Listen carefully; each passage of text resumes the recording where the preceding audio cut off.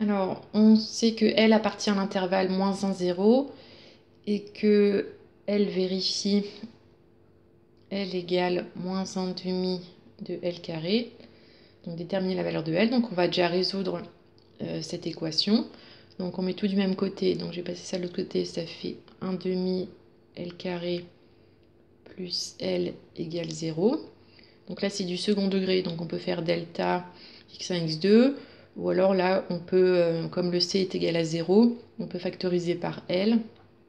Donc 1 demi de L plus 1 égale 0. Donc ça équivaut à L égale 0 ou 1 demi de L plus 1 égale 0. L égale 0 ou 1 demi de L égale moins 1. Donc L égale moins 2.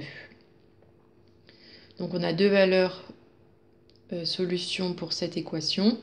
Donc 0 et moins 2. Et par rapport à la valeur qu'on cherchait pour L, on avait dit L, or L appartient à moins 1, 0. Donc L ne peut pas prendre la valeur moins 2. Donc du coup, il ne nous reste plus que 0. 0, c'est bon puisqu'il est bien dans l'intervalle. Donc la limite de Vn, quand n tend vers plus l'infini, est égale à 0.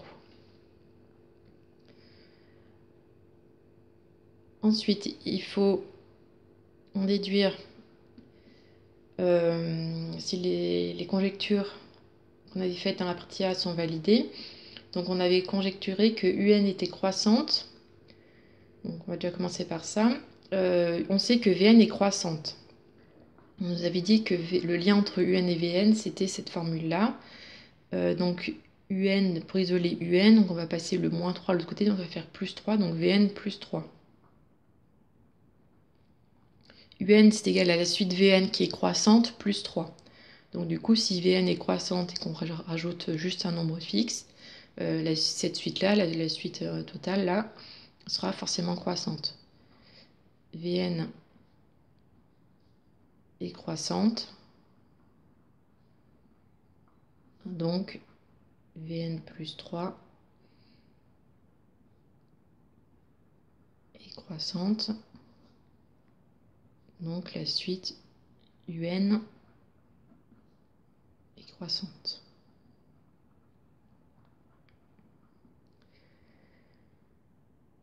Après, pour la limite, donc on va toujours utiliser UN égale Vn plus 3.